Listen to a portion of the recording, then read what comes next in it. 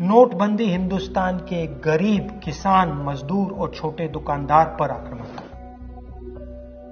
नोटबंदी हिंदुस्तान की असंगठित अर्थव्यवस्था पर आक्रमण था। 8 नवंबर 8 बजे 2016 प्रधानमंत्री जी ने नोटबंदी का निर्णय लिया। 500 रुपए, 1000 रुपए का नोट रद्द भी कर दिया। पूरा हिंदुस्तान बैंक के सामने जाके खड़ा हुआ। आपने अपना पैसा, अपनी आमदनी बैंक के अंदर डाली। पहला सवाल, काला धन मिटा? नहीं।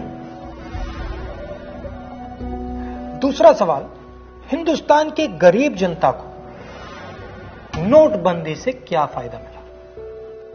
जवाब, कुछ नहीं।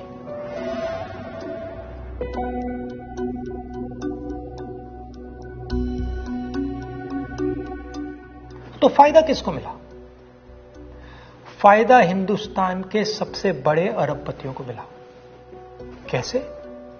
आपका जो पैसा था, आपके जेब में से, आपके घरों में से निकालकर उसका प्रयोग सरकार ने इन लोगों का कर्जा माफ करने के लिए किया।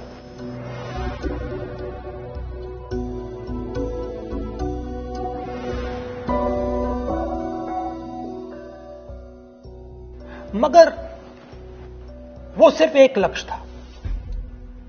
दूसरा लक्ष्य भी था छुपा हुआ, जमीन साफ करने का। जो हमारा इनफॉर्मल सेक्टर है, असंगठित अर्थव्यवस्था का सेक्टर है, वो कैश पे चलता है। छोटा दुकानदार हो, किसान हो, मजदूर हो, वो कैश से काम करता है। नोटबंदी का दूसरा लक्ष्य, जो जमीन साफ करने का लक्ष्य, असंगठित अर्थव्यवस्था के सिस्टम से नगद कैश को निकालने का।